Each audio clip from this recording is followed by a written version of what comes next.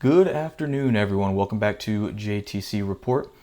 Today, I have something special for you. I originally wasn't going to post, and then I saw what was the worst response to a question I've ever heard in the history of politics. If anyone's tied to the news like I am, you've probably already seen this by now. This was President Trump responding to a question from a reporter. I believe this was today. Asking him how much the American people's financial situation is factored into the deal making when it comes to the Iran war. Take a look at this answer, and then we'll talk about it after, please. When you're negotiating with Iran, Mr. President, to what extent are Americans' financial situations motivating you to make a deal? Not even a little bit.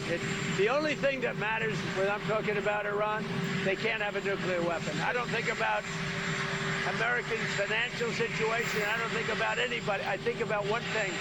We cannot let Iran have a nuclear weapon. That's all. That's the only thing that motivates. Exact quote, I don't think about the American people's financial situation at all. That is the worst response Trump has ever given to a question. Usually he's pretty good at dodging, deflecting.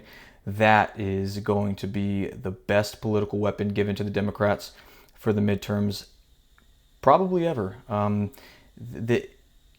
He always was able to reframe things in a way where it seemed like it was kind of for the American people. The American people aren't really bought into this war for obvious reason.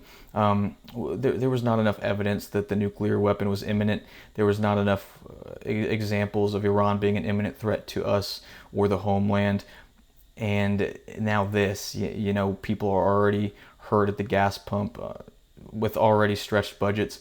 This is going to be playing every swing state, every district in the midterms, and the Democrats would be insane not to. It would be political malpractice for them not to run this clip in every single battleground in the country come the midterms. And the thing is he does know this is an issue. He says he doesn't think about it at all.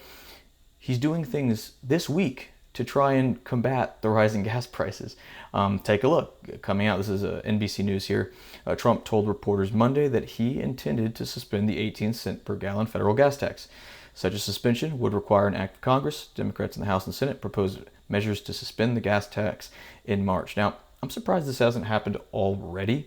I think both sides would go for it. But yeah, it directly contradicts the clip that was just shown there, saying that he's not thinking about it.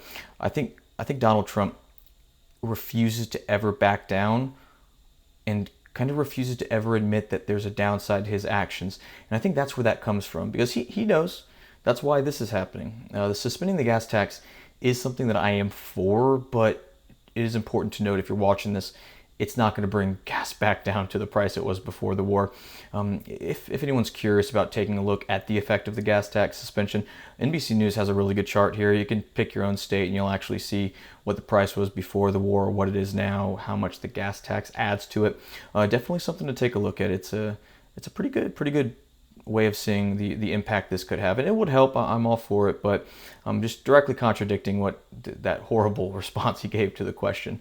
If I were on Trump's team, I would say just hammer away this policy, because that's your only hope of getting out of this news cycle.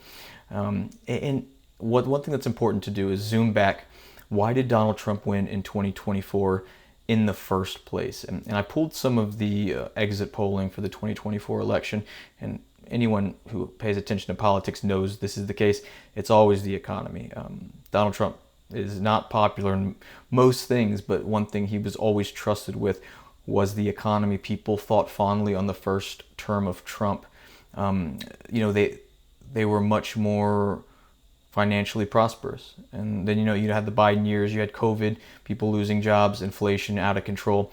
And I think people voted for Trump to kind of get that first term energy back. And we are not getting that. We got a war that I wouldn't say pointless, but not fully necessary. And they didn't do anything to convince the American people it was necessary, and it's going to come back to haunt him.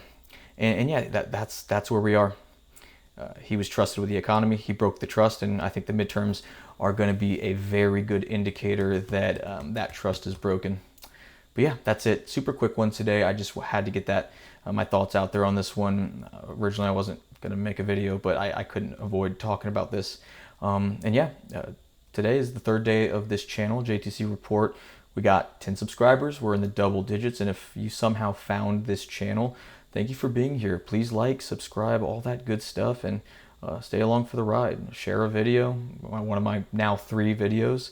And yeah, I'd appreciate it. Thanks for coming, and good luck out there. Stay in touch.